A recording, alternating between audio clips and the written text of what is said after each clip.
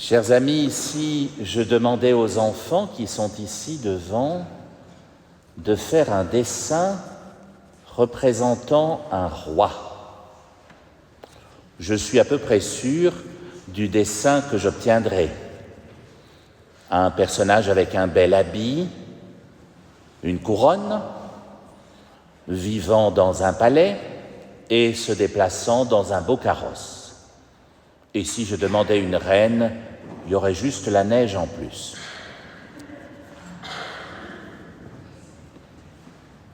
De fait, les rois et les reines des 45 monarchies du monde ont tous plus ou moins de beaux habits. Ils ont presque tous une couronne qu'ils ne portent pas jour après jour, évidemment. Et si le carrosse n'est de sortie que pour les grandes occasions, ils vivent tous, à peu d'exceptions près, dans un palais. J'ai dit 45 monarchies car effectivement, il y a 45 monarchies dans le monde. J'ai l'air d'étaler ma culture comme ça, mais je ne le savais pas. J'ai vérifié sur Internet avant de vous le dire. Mais en fait, il n'y en a pas 45. Il y en a 46. Et ça, Internet ne vous le dira pas. La 46e monarchie, ou la première, tout dépend de l'importance qu'on lui donne, c'est la nôtre. C'est le christianisme. C'est une monarchie, le christianisme. Et notre roi à nous, c'est le Christ. C'est le sens de cette fête que nous célébrons ce matin, le Christ roi de l'univers. Seulement, nous avons un roi un peu particulier, il faut bien le reconnaître, en comparaison avec les reines et les rois du monde. C'est vrai, son palais, c'est une étable. Son carrosse, c'est un petit âne. Ses beaux habits, on les déchire pour se les partager. Sa couronne n'est pas sertie d'émeraude ou de diamants, mais d'épines. Et son trône, c'est une croix. Étonnant pour un roi, n'est-ce pas? Étonnant aux yeux du monde, en tout cas. Car cet étonnement n'est pas nouveau. Il s'inscrit dans une histoire, celle du peuple de Dieu. Si vous lisez l'Ancien Testament, vous y découvrirez d'autres rois étonnants qui ne correspondent pas vraiment aux standards des reines et des rois du monde.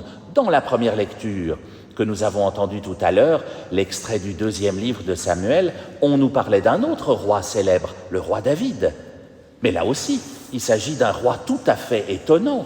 Souvenez-vous de son élection, c'était le plus petit, à tel point qu'il n'était même pas sur la liste pour être sélectionné ce jour-là. C'est quand même un peu surprenant. L'élu n'est même pas sur les bulletins de vote. On en choisit un autre, le plus improbable, le plus petit. Et Jésus est bien souvent appelé fils de David, puisqu'il s'inscrit dans sa lignée, il s'inscrit à la suite de ce roi surprenant que fut David. Il est l'un de ses héritiers, en quelque sorte. Les tribus d'Israël sont du même sang que David et héritent de son royaume. Le texte nous le disait très bien. D'ailleurs, ainsi va la royauté, on le sait bien. Si vous avez dans vos veines quelques gouttes de la famille Windsor, il se pourrait bien qu'un jour vous héritiez du trône d'Angleterre. Je ne sais pas si je dois vous le souhaiter. Mais notre deuxième lecture, la lettre de Paul aux Colossiens, et puis ensuite l'évangile de Luc, renversait complètement l'idée de royauté. Parce que vous et moi, nous sommes héritiers de ce roi qu'est le Christ. Et pourtant, nous ne sommes pas du même sang que lui. Et c'est pourtant bien par le sang que nous sommes héritiers, mais par le sang qu'il a versé pour nous sur la croix. C'est tout autre chose. Et il en va ainsi, vous le savez, pour chaque baptisé. Notre baptême nous rend héritiers du royaume de Dieu. Notre baptême, vous le savez, fait de nous des prêtres, des prophètes et des rois. Et au féminin, des prêtresses, des prophétesses et des reines. Chaque baptisé est prêtre, prophète et roi. On l'a entendu au jour de notre baptême, mais bien souvent, on ne s'en souvient pas, parce qu'on était tout gamin. Nous sommes prophètes, c'est le plus facile à comprendre, parce que nous avons pour mission d'annoncer la parole de Dieu, de parler de Dieu à l'extérieur, dans nos familles, dans nos lieux de vie. C'est ça un prophète. Et Dieu sait qu'il n'est pas toujours écouté. C'est notre cas aussi quand nous parlons de Dieu à l'extérieur. Nous sommes prêtres. Et ça, c'est moins facile à comprendre.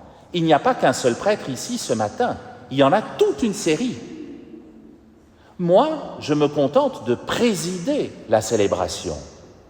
Mais vous célébrez. Vous n'êtes pas là passif sur vos bancs, vous chantez, vous répondez, vous écoutez. Vous êtes célébrant, vous aussi, parce que vous êtes prêtre de par votre baptême. Enfin, et c'est le plus important en cette fête, vous êtes reine et roi. Parce que notre royaume a ceci de particulier qu'il n'a pas qu'un seul roi.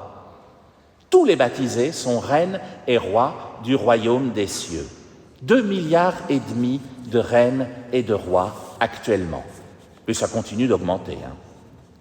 Grâce à Jésus, nous sommes devenus des héritiers d'un royaume universel.